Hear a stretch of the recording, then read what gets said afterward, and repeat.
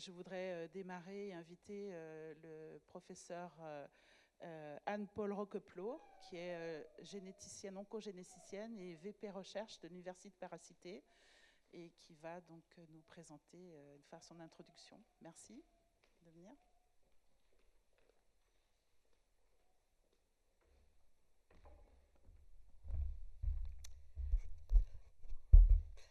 Bonjour à toutes, bonjour à tous. Bonjour mesdames et messieurs les représentants de la région. Bonjour madame le sénateur. Où est-elle? Elle arrive. Mesdames et messieurs les représentants des partenaires du domaine de recherche et d'innovation majeure bioconvergence pour la santé, que sont les universités d'Ile-de-France, Sorbonne Université, Paris-Sorbonne Lettres, Paris-Saclay, ainsi que l'Institut Curie, le Généton, le CNRS, l'Institut Michaelis, le Génopole, le CEA, l'Assistance publique des hôpitaux de Paris, l'INSERM, mais aussi Medicine, CNRS Innovation, INSERM Transfer, Erganeo, Sanofi, Servier, Eligo Bioscience, Biomemory, et sûrement bien d'autres partenaires du secteur privé que j'oublie sûrement. Veuillez m'en excuser. Chers et chers collègues, actrices et acteurs du domaine de recherche et d'innovation majeure bioconvergence pour la santé, chère Amanda, cher Ariel, je suis très heureuse aujourd'hui de représenter Édouard Kaminski, le président de l'Université Paris Cité, pour introduire la journée annuelle du DIM BioConvS pour la santé, qui a été labellisée et qui est soutenue par la Région Ile-de-France depuis, il me semble, 2022. L'ambition de ce DIM est, depuis sa création, de faire de la région Ile-de-France une référence internationale en matière de bioingénierie, de bioproduction et de biothérapie. Là, un secteur où la biologie est combinée, on va dire même interfacée, avec l'ingénierie, la physique et les sciences des données. À travers ces plateformes technologiques, Bioconvergence pour la santé souhaite résolument rendre accessible à la communauté de recherche francilienne des approches robotisées de biologie synthétique et de bioproduction, associées à des outils génomiques, des outils numériques et des outils d'intelligence artificielle de pointe. En premier lieu, ici, je veux évoquer la biofonderie Paris BioConvergence, qui est une structure révolutionnaire, unique en France, répartie sur plusieurs sites en Ile-de-France, à la pointe de la technologie, et qui combine automatisation, biologie synthétique et outils computationnels. La biofonderie de Paris BioConvergence est dédiée à accélérer le cycle de conception assisté par des technologies numériques, de construction grâce à des techniques de synthèse robotisées et automatisées, d'évaluation par des tests de criblage et de phénotypage à haut débit et d'apprentissage des systèmes biologiques. La biofonderie de Paris BioConvergence permet d'intégrer des processus biologiques complexes dans des flux de travail automatisés et surtout à haut débit. Ceci permet de développer de façon efficace et précise des constructions biologiques et ainsi de transformer radicalement la pratique de la recherche en apportant une réponse aux chercheurs en quelques heures ou en quelques jours à des questions multiples et spécifiques sur un nouveau système biologique, alors que jusqu'alors, la réponse à la même question pouvait monopoliser plusieurs thésards ou postdoctorants travaillant de façon artisanale pendant plusieurs années.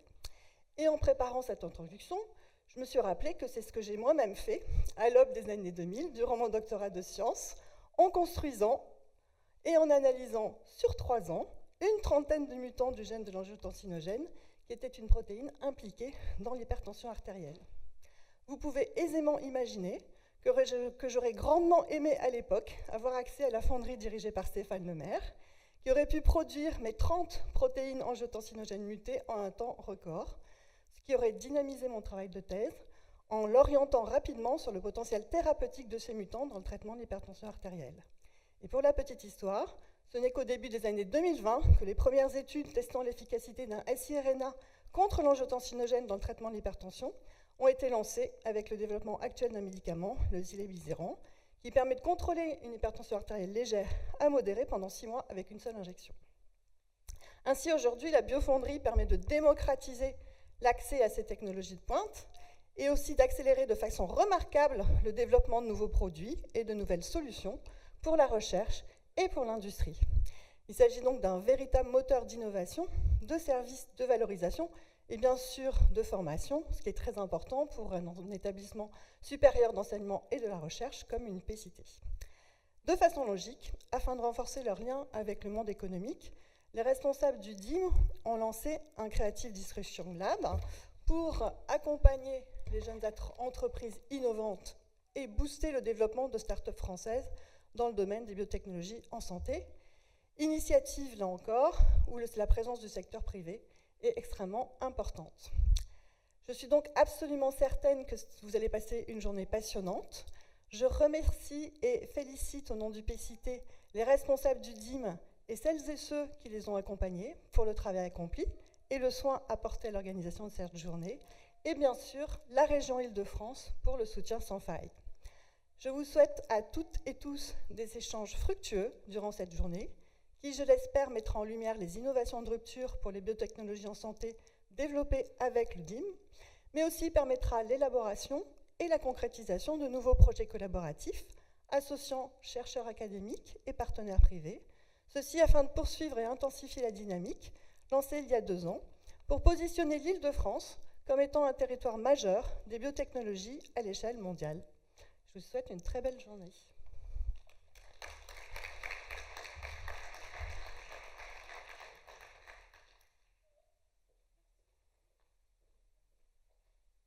Merci beaucoup. J'appelle maintenant Olivier Mousson, qui est membre de la Commission des relations internationales et des affaires européennes à la région Ile-de-France, mais également vice-président de la Commission sur l'enseignement supérieur et la recherche à la région Ile-de-France, et auteur, je crois, d'un rapport qui va bientôt sortir sur la valorisation de la recherche. Merci de venir dire quelques mots. Bon, très rapide, hein, simplement un message d'accueil. Je suis ravi de vous voir là. J'étais déjà venu au kick-off et je suis très attaché à la recherche. Comme la présidente de la région, vous savez qu'elle elle a été ministre de la Recherche. Son père était mon professeur et je suis également chercheur en économie. Son grand-père était médecin et professeur de médecine. Donc elle est vraiment attachée et vous pouvez, premier message que je veux dire, vous pouvez compter sur nous. Vous savez, on a 9 DIM, c'est quand même des investissements, plusieurs centaines de millions qu'on met sur la recherche.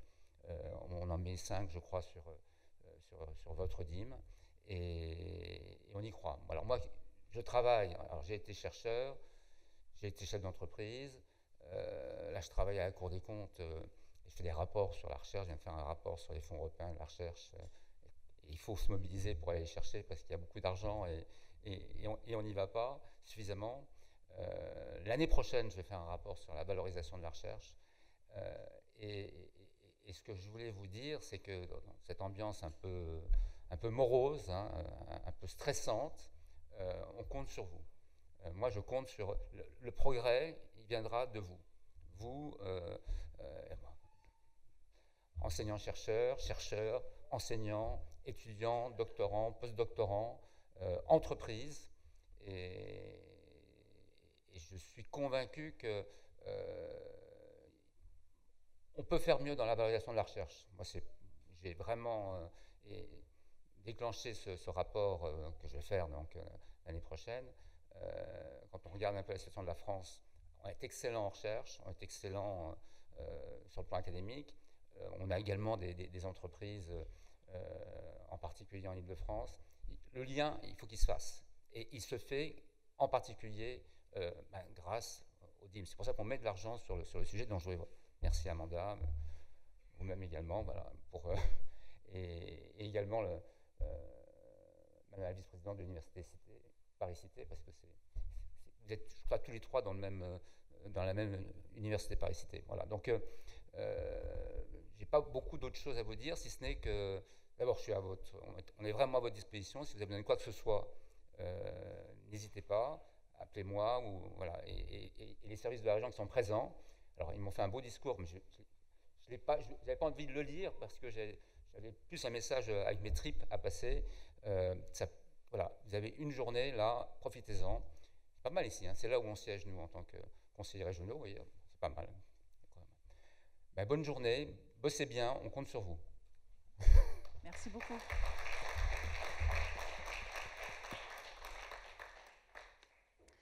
voudrais maintenant appeler le sénateur Vanina Paoli-Gagin, excusez-moi, qui est donc sénateur de l'Aube et qui est également membre de la commission des finances et qui a également produit un rapport sur le financement de la recherche. Merci de venir parler à cette assemblée. Merci. Merci à vous. Alors, je ne vais pas être un super sénateur français parce que, en fait, j'ai préparé mon intervention en anglais because I was told that some people here didn't speak French. So, thank you. Mr. Vice President of the Regional Council, Mrs. The Vice President of Paris Cité University, dear Amanda Silva Brun, ladies and gentlemen, it's a privilege to be with you today to discuss a topic that is close to my heart, innovation. And innovation sits at the heart of Europe's future as well. I would like to thank the organizers for this opportunity to exchange ideas on such a vital subject. I know that all of you are attached as much importance to this subject as I do, and not only because you are convinced that innovation is necessary, but also because you will be the makers. You will be the future innovators. As you may be aware, the French government is currently striving to finalize the 2025 budget under the shadow of potential censure by political extremes. This context reflects a broader phenomenon that we see across many European Western democracies today, the reign of short-termism. That's why I'm especially pleased to join you today, because this very moment is kind of a relief to me, a temporary escape to what's most important to my mind for policies which could change the game. I mean the long term. Innovation is, at its core, the art of long-term thinking. I'm convinced that the real political emergency we face is not just addressing immediate crisis, but also rediscovering the importance of a long term. Without this shift, our collective ability to get prepared for the future will be strongly compromised. This need for long-term thinking is clearly articulated in the recent Draghi report, which sets forth a sobering analysis of Europe's economic future. Mario Draghi's findings emphasize that Europe must significantly increase its investments in innovation to keep pace with the global competitors we have on a universal level. To quantify the challenge, the report estimates that the European Union requires at least 600 billion euros annually in public and private investment in innovation and digital transformation over the next decade, and thus only to remain competitive. Failing to meet this target would have terrible consequences. Europe could lose its edge in key industries, including advanced manufacturing, artificial intelligence, and green technologies. More fundamentally, this decline would erode the very fabric of the European Union, whose founding premise is shared prosperity. In Draghi's words, without those investments, Europe risks becoming irrelevant in the global economy. The report also stresses the importance of integrating these investments into cohesive strategies at both the national and European levels. Fragmentation and bureaucratic delays must be avoided as much as we can if we are to meet these ambitious goals. This brings us to a sector that illustrates both the opportunities and challenges of innovation, biotechnologies. 2 years ago, I conducted a report to find out the causes of a very French paradox. But I guess it's also, to a certain extent, a European paradox. That is, how can it be possible to have, at the same time, fundamental research at the highest international level and no new industrial leaders, or at least no new industrial leaders in deep tech? On the one hand, we have world-class universities, among which, of course, Université Paris Cité, where I got my PhD at the last century. World-class researchers, world-class students, as I'm sure you all are. Great public expenses on fundamental research, sustaining a very dynamic ecosystem in many sciences. Several French academics, for instance, were recently awarded with the Nobel Prize.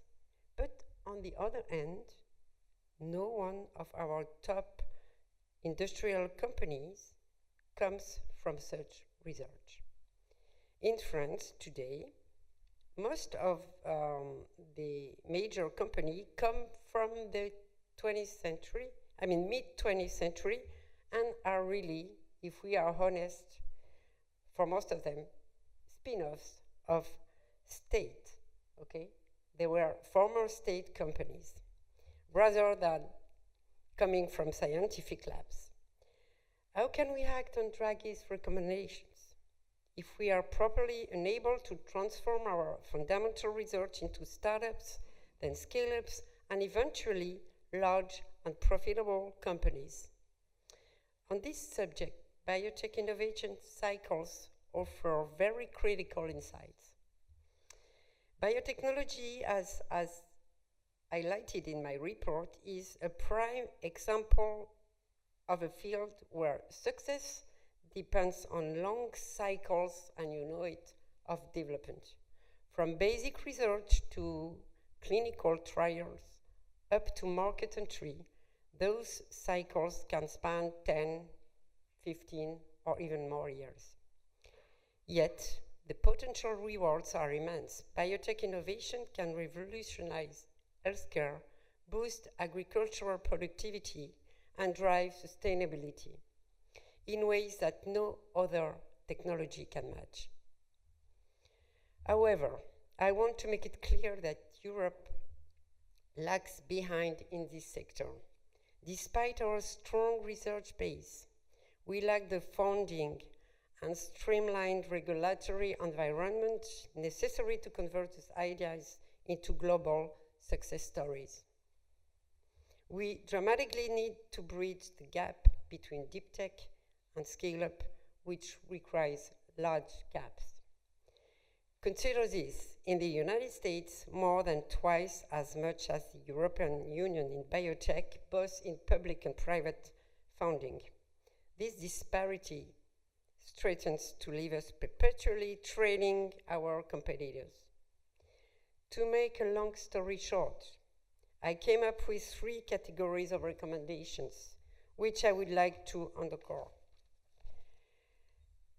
Firstly, massive investment in fundamental research. Public funding must be increased to support the early stages of discovery, which are often too risky for private investors anyway. The very role of public actors is to try to unrisk those investments, not to look for quick return. Secondly, simplification of regulatory frameworks is urgent. Biotech startups face a complex maze of administrative hurdles that can delay or even prevent the commercialization of life-saving innovations. But you all know that time is money. If you like money and you waste your time, it's just impossible to be competitive. Lastly, the strengthening private-public partnerships is key in this system. Collaboration between governments, between research institutions and industry is essential to accelerate innovation and scale up new technologies. Those recommendations are not just theoretical. They are, to my mind, milestones of what could be a roadmap, ensuring that Europe retains its ability to lead in critical fields of the future. The conclusions are clear. If we want Europe to remain competitive, cohesive, and forward-looking, we must act decisively to support fundamental research and innovation. The role of public authorities is critical. Governments must take the lead in two key areas. Funding fundamental research. This is the bedrock of innovation. Without robust investment at this very precise stage, the entire pipeline of discovery and innovation will collapse. Simplifying norms and regulations. This will allow great ideas to move quickly from what I call from lab to fab to market. The current system is too cumbersome, and risks stifling creativity and momentum. But let me emphasize, public investment and regulatory reform are only a part of the equation. The true engines of innovation are young researchers and future entrepreneurs. They are the ones, you are the ones, who will create the breakthroughs defining our future. This is your challenge. I know you will always find great opportunities here in Ile-de-France, but I also want you to know that it is possible to create great opportunities in other parts of France, for instance, in Aube. The key factor, to my mind, is to find a local authority that is supportive to scientific research, innovation, and industry. I know both la Région Ile-de-France and le département de l'Aube are, but the difference is that in my constituency, the département of Aube, you have a key element called champagne. You don't grow champagne in Ile-de-France. In conclusion, the challenge before us is huge, but so is a tremendous opportunity. By committing to long-term investment in innovation, we can ensure that Europe not only competes, but leads in the global economy. The long term is not a luxury, it's an imperative. And to succeed, we always have to remember that failing to plan is planning to fail. I thank you for your invitation. I'm very sorry because I have to leave you quickly because I have to go back to Aube to host the French Minister for Culture, and I have to be there before her to welcome her. Yeah, besides, if you have an innovation that permits me to be there in 5 minutes, I can stay with you, but I'm not sure you have that. I hope you will enjoy your discussions today and that the outcomes will be productive to you. Thank you very much, and we count on you all. Thank you. Have a good day. Thank you very much, Senator, for your support, your engagement, and your vision. Thank you very much. Merci. And now I would like to invite Ariel Lindner and Amanda Silva Brun, or maybe one after the other, who are the co-leaders of this DIM. J'appelle donc Ariel Lindner et Amanda Silva Brun, qui sont les deux porteurs du projet DIM BioConvS Santé. Alors, Ariel. So hello everyone. Great to see everyone again. Great to see you all in this beautiful parliament of the region. Like every parliament, no, it's the back seats that are full, right? And in front it's not, so I invite you all to come forward. You youngsters, you are our heroes. You are the ones that make it work here. So do come forward.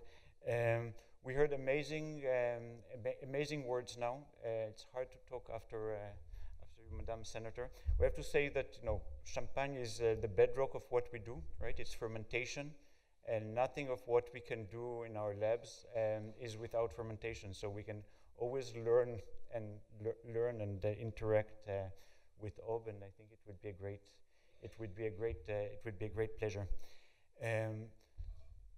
The main point, my take-home message of what you were saying is that we should focus on what we call the fourth Pasteur quadrant, right? Is support work that is fundamental science, but with an application in mind. And I think that's sort of our thread throughout this project. We'll see today some of the projects that were already selected for support by our project. And maybe to go very quickly, I don't know if there are slides here that, no. The remote works. It has a blue light. Okay, did you did it or I did it? Okay, now it works. Okay, so quick announcements of what's next and what's coming up in this year. We'll try to share with you the sort of the headlines, and then we'll hear more on this in detail throughout the day. So, postdoc call coming very soon, right? And the idea is to have, again, fundamental research that has application in mind, collaboration between two labs to make the glue between different parts of our community. The proof of concept demonstrator call, I think Amanda will tell us a bit more about this, but this is really on our efforts to bring things from the lab to the clinic. We are finally launching the BioFoundry this year. And those of you who don't know what the BioFoundry is, Filippo will soon give a demonstration of what we strive to do here in our region. I will add some more words, and then Stefan, before lunch, will give us more details about what is up to. We are a community. In order to communicate, we finally have, thanks to Sorbonne University, actually support, are able to put together the DICE platform, and I will tell you a bit what it is about, and I will leave the floor to Amanda to tell you about the different efforts that she's spearheading in the DIM to really close the gap between the research that is done in the lab, the innovation in the public sector and the private sector, so the society and the private sector. So I'll start with a slide that hopefully those that are here, that's what stayed in your mind. That was from Jake Wintermute from Ginkgo last year, right? Labs won't look like this forever.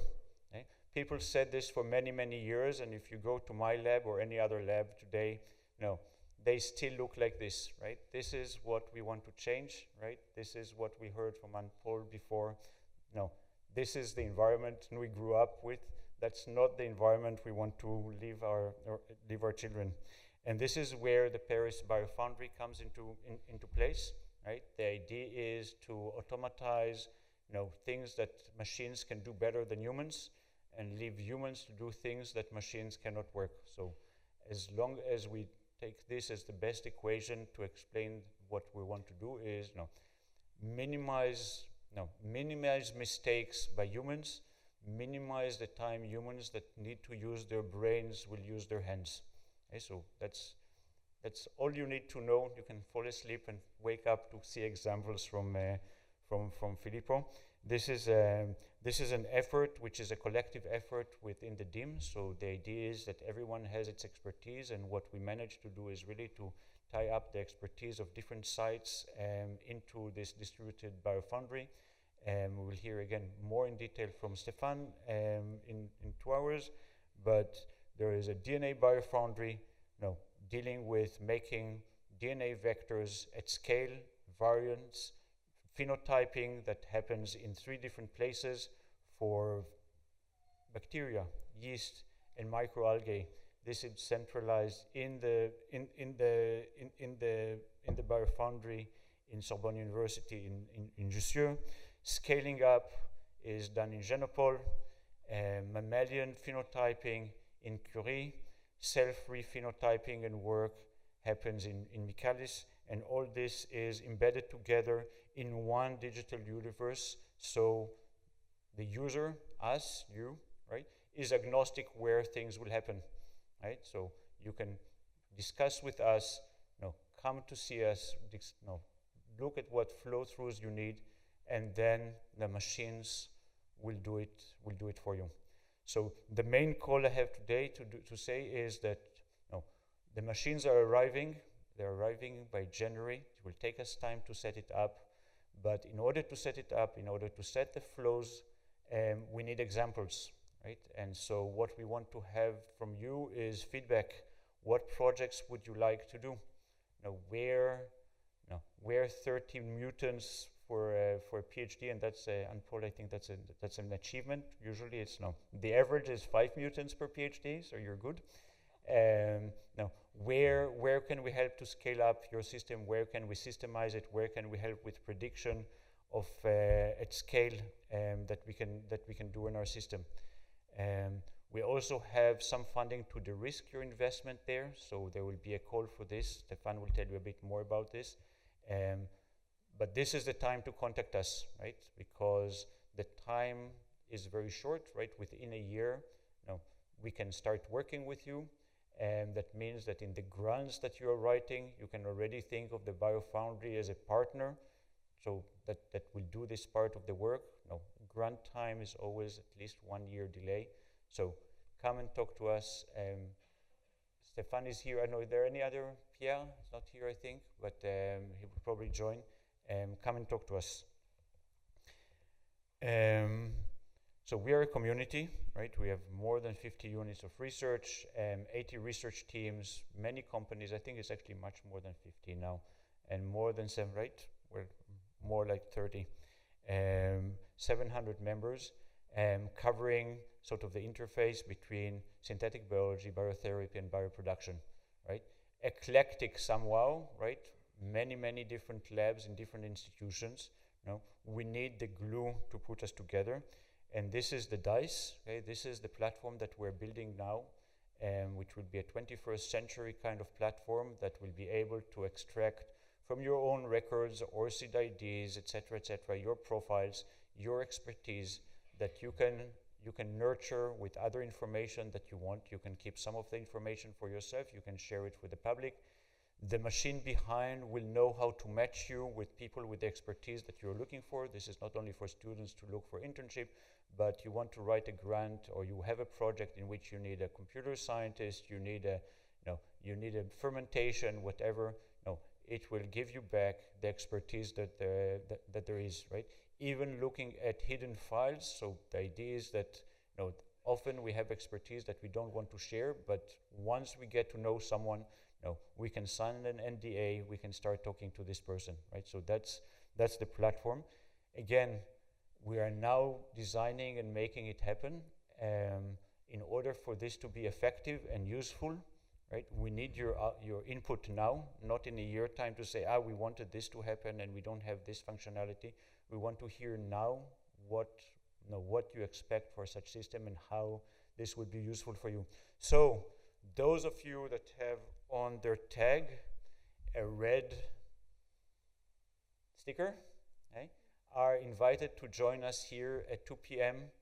in the hemisphere, right, for a quick half an hour of brainstorming on this. Those that don't have it, or those that have it and want to know what it's all about, during the break and the poster break upstairs, there's a table with the DICE team that would be happy to tell you a bit more. It's really the idea of getting your users' experience in order to make this as efficient and beautiful as possible. And with this, I give the floor to Amanda to tell us about innovation in the DIM. Thanks, Amanda. Thank you a lot, Ariel.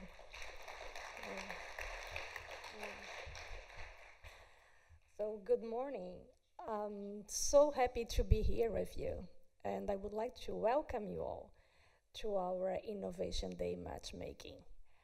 Maybe you wonder why matchmaking, and why did we choose matchmaking? So we made this choice to emphasize the importance of connecting two worlds, science and society, because we need to connect more. And in our opinion, in our view, academic innovation is a way to make this connection. So what is important for us today is to discuss why academic innovation and how to do academic innovation. So in terms of why, an important question for us is, why should we care as academic researchers about innovation? This is important for me. And if I had to say only 3 good reasons to consider academic innovation, I would mention that it'd be important to think about the use of the knowledge we generate. Because we generate a lot of knowledge, and what is going to be the use of it? So I think this is an important point. Another important point would be to contribute to European and French competitiveness. So if you remember the senator, she was talking about the Dragist report and the importance of introducing more innovation to boost our competitiveness. And the last and most important is to address unmet social needs. So I think these are good reasons, and I think we can find a lot of good reasons, additional good reasons, to consider academic innovation. And this following question, I would say, is how could we do this in practice? So, for sure, this is an oversimplified view that's presented in this slide. But in our conception, academic innovation is a journey, as we can start for sure as researchers, as we are, and we can consider to be inventors and innovators. And the steps for this is oversimplified again, but we have patent application, we have patent licensing, we have technology transfer for an existing company or to a startup. And I would like to begin with the first step, the patent application. And I would like to ask you a question. Do you know what is the percentage of academic researchers in French that have already submitted a patent application? Any guess? No guess? Do you want to know? You can say yes. So it's about 20%. It's about 20%. And for us, a main question is, what about the 80%? The other 80%? And for sure, academic innovation is a choice. And you may not be interested, and it's okay. But we also consider that the real freedom to choose starts when we understand the choices and how to make this choice. So this is why we are here, to explain how this choice can be made and how we can help you to make this choice if you wish. So we think that for part of this 80%, part may not be interested, and as I said, it's okay, but part may feel like this guy here in this picture. And if by any chance, if it's your case, we can propose you to register to our Défi Inventeur et Inventrice 2025. And we put this in French, Inventeur and Inventrice. It's because we would like to stress the importance of women to engage in this. And again, some statistics. According to the European Patent Office, less than 1 in 7 inventors in Europe are female, are a woman. So, and we think it's very important to be inclusive. So this is why we called Inventeur and Inventrice 2025. So it's an inventor challenge. And what we can propose for the ones to register to this challenge. So if it's complicated for you, if you don't know exactly what to do, we are going to say at your institution, which is the person in charge, what is the document you have to fill, and how to fill some questions that sometimes are a little bit complicated for us to answer. For instance, one of classical questions in the document, Déclaration d'invention, is what is the market for your invention? And if you don't know how to answer this question, it's not a problem. We can help you. We can help you to answer all the non-confidential questions in this document. So we really can guide you if you wish. And beyond a personal challenge, this is a group journey. That's why we put a bus here in the picture. So what is important is to create a community, an emulating community that is interested in being inventors or to understand how to patent better. It's just important to keep in mind, we don't want to patent, not only to patent more, we need to patent better. And in order to understand how we can patent better, we offer inventivity lessons, intellectual property lessons that we can take together in this emulating community. So you can see here QR code. This is a challenge for you. Even if you already have a patent application, you can try to patent better and see what we can offer to you in this regard. And you can also take a picture of this QR code and send this challenge to a friend, if you wish. So we have limited place, but it's open to all who are interested in patenting better, as I said. And we have a collective prize for the ones who submit a Déclaration d'invention in 2025. Okay? What is the most important for us is the learning process. Even if you don't have a patent application, because the decision to have a patent application is going to depend on your institution. What is important for us is the learning process, is to succeed to do the exercise of filling the Déclaration d'invention. Maybe you don't have something that's going to become a real patent in 2025. It's not an issue. You are going to learn. So that's why this is important for us. So this is our challenge, but we can also help you in this process for academic innovation by connecting you to industrial partners. Because once you have your expertise, once you have your patent or not, you can also have that expertise without a patent application, and it's okay. How to transfer this to an industrial partners? Sometimes you don't know how to find a good partner, don't know how to contact. And what we can propose to you is to facilitate this access to industrial partners via our Collège des Industriels. So we have all these members that are part of our Collège des Industriels, and we can help you to contact them. And what is important to know that some of them are in our village. So we have an interesting village you can visit during lunchtime, and there are collaboration projects that are proposed during lunchtime.